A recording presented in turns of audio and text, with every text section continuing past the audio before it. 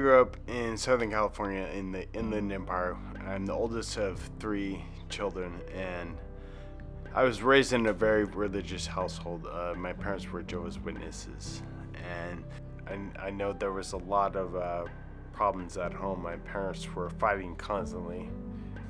My mom had an affair with someone in our church, and that caused my family to just fall apart. My parents split up, and I bounced back and forth from my mom to my dad's house constantly. Every 6 months I was at a new location.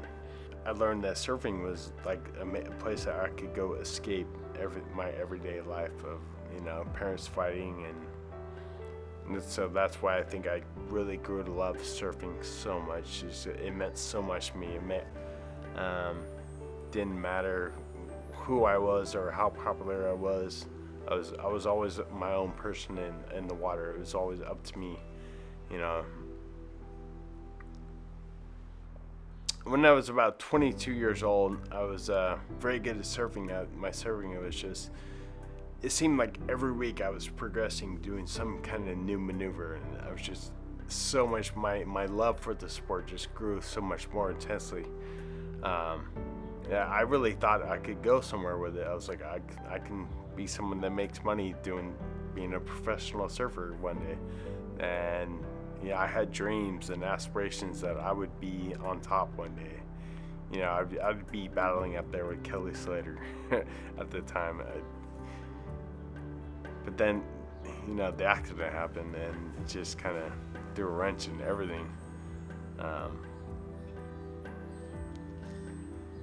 My best friend came to the hospital to identify me, and it's like, oh yeah, that's Bren right there. And so it was 3 days later before anyone in my family or my friends really knew what had happened to me.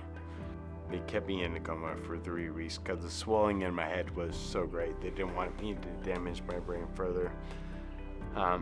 I had smacked my head pretty good. I had a brain injury now. I smacked it right on the back left.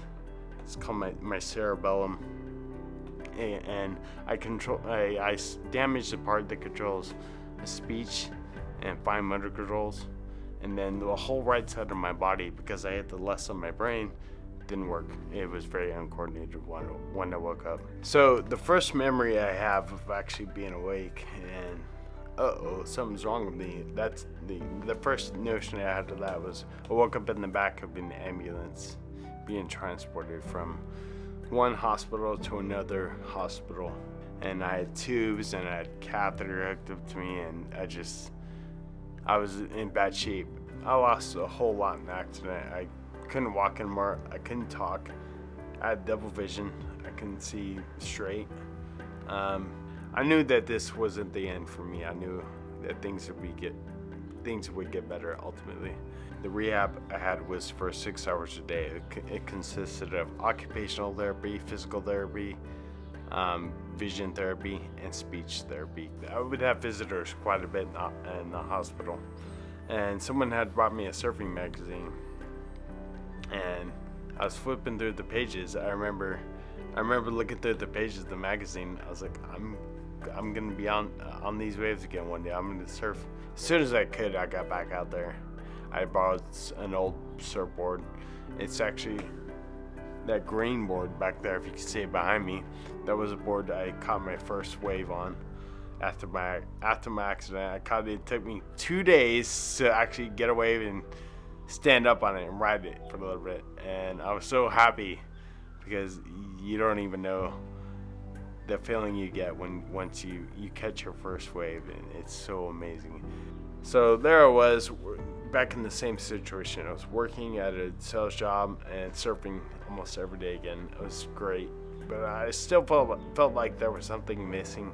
I didn't really know what it was until I met my wife, and we met on the beach, and we hung out every day for 2 months, and we were married in 2 months. 2 months time from the day we met to the day we got married was 2 months, a 2 month span.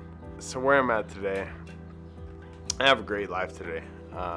after everything I've been through, I can't believe the way things have turned out. I couldn't have asked for a better situation to be in now.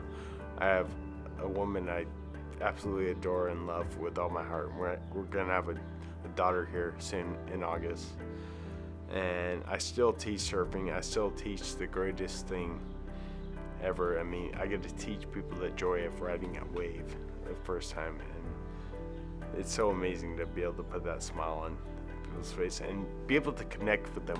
When you look at them after they ride their wave, they get this look in their eye, and you can tell that they got it. They're hooked now, and they're gonna be surfing for the rest of their life, or as long as they can, as long as possible anyways. But they got bit by the surfing bug.